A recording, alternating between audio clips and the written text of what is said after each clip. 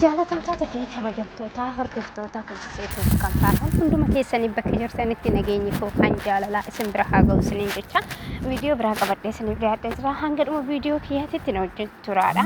Egaa viidiyoodhaan irra qabadhee isiniif dhiyaadhee akkuma jalqaba irratti argitanitti obboleessa keenya Galuu Abbaa Jaalalaa kan jedhu kun Galaanaa kana jechuudha. Egaa namni baay'een seenaa isaa namni hin beekne hin jiru. Egaa seenaan isaa tana dura jechuudha. Waggaa tokko moo lama dura feesbuukii kanarratti ajandaa ta'ee innis ajandaan kan ture jaalallee isaa kan baay'ee jaalatu kan footoowwan babbareeda sooshaal miidiyaa kanaan irra deemaa ture haala gaddaatiin adda ba'uu isaati. Isaanis jaalalaan miidhamuudhaan wantoota jaalala miidhama jaalalaa ibsan gama walalootiin gama afuushata adda addaatiin dabarsaa kan ture ta'uun isaa ni beekama. Akkasumas immoo karaa sooshaal miidiyaa kanarratti namoota sooshaal miidiyaa kanaan wal qunnamsiisanii karaa miidiyaa hawaasa bal'aatiitti dabarsan kana bira dhaquudhaan waa'ee jaalalaa akkamitti akka qabame akkamitti akka bultii keessa ture akkamitti akka adda bahe waan baay'ee nu barsiisee ture waan baay'ee irraa barannee turre. Akkasumas immoo jitu miidhama isaatillee namni baay'een hubatee koomentii jabaadhu ati dhiira jabaadha jedhanii gorsaati kan turani. Haa ta'u malee namni amma fakkeenyaaf rakkoon tokko yoo dhufe yeroo sanitti ulfaachuu danda'a. Yeroo sanitti namni sun furmaata dhaba jedhee yaaduu danda'a. Wannumti hunduu duutis gammachuunis rakkoonis yeruma saniif malee hin dabarti. Inni guyyaa sun darbee har'ammoo guyyaa biraa ta'ee kan biraa wajjin jaalala gara miidiyaa hawaasaa kanatti guyyaa qalabatii isaanii yookiin nikaa isaaniitiin nutti argisiisaniiti kan jiru. Haa ta'u malee wanni nama gaddisiisu sooshaal miidiyaa kanarratti ammas deebi'anii ammallee jaalallee nama biraa fudhate jechuudhaan immoo yituu suuraawwan lama wal biratti qabanii kan duraan yeroo sargii nama biraa wajjin ta'ee fi amma nikaan isa wajjin ta'e immoo wal bira qabuudhaan rifachiisaa namoota baay'ee isaa gammadan sooshaal miidiyaa kanarraa kan baay'ee gammadaniif immoo gama kanaan rifachiisaa kan jiran ta'uun isaa akkuma jirutti ta'ee hangam dhugaadha yoo jenne amma namni bara kana keessaa ideetiiwwan adda addaatu jira. Appilikeeshiniiwwan suuraa akka barbaadanitti nama barbaadan wajjin kan cidhaa haa ta'u hani nikaa haa ta'u kan biraa haa ta'u wantoota adda addaatiin namni walitti ideetii gochuu danda'a. Isas ta'uu danda'a yookiin immoo yituu gama biraatiinis immoo simpilii noormaalii jechuudha.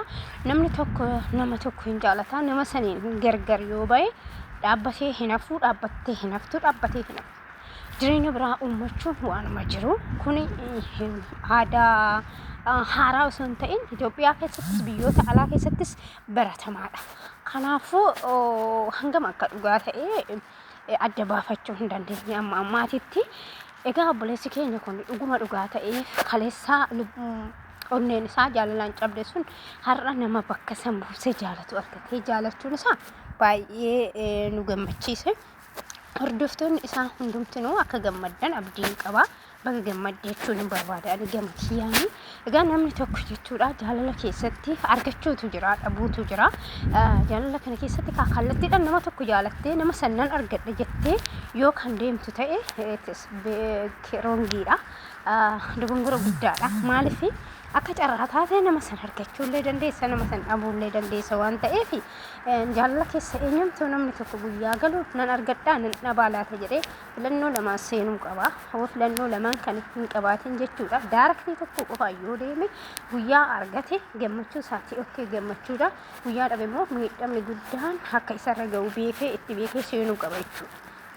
Kanaafuu namni tokko jaalala duraan jechuudha namni milkaa'aa moo hin milkaa'u kan jedhu sanillee wal keessa yaadati gara jaalalaatitti seenuu kan qabu. Egaa inni amma jechuudha nama waan baay'ee ta'eedha nama jaalala irratti kufeedha nama miidhameedha nama onneen isaa qabeedha.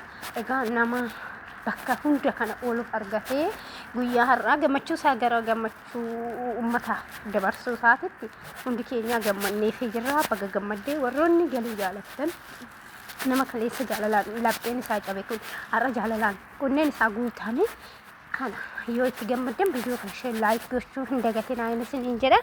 Egaa horaa bulaadha wajjinis na jiraachisu umurii dheeraadha baay'ee kan namatti toludha. namni tokko yeroo isaa eeggatee wanna hundumaa obsaan dabarsee guyyaan kaleessaa har'aa muti jedhee osoo imimmaan isaa boo'u guyyaa biraa har'aa kana argatee kaleessa kan gaddisan har'a gammadee gammachuu isaan arguun hundi keenya gammannee jirra. Hundi keessan sooshaal miidiyaa kana kan hordoftan baga gammaddanan sin jira.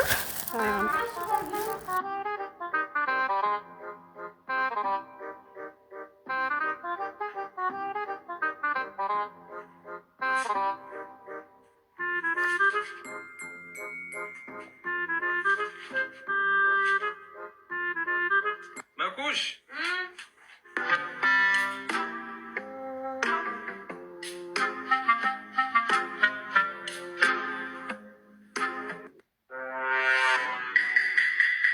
Makush.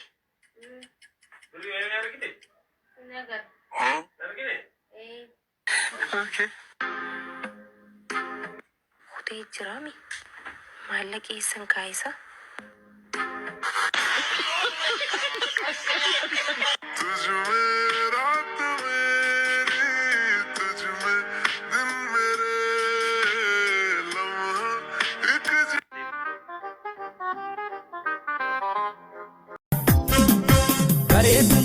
Alkuna mana kufesi kuda warejela siada bula alkani kuya sumanna tahe anjiya siada bula alkani kuya sumanna tahe anjiya Sita burwa matunda mala adu fina kudu warejela siada bula alkani kuya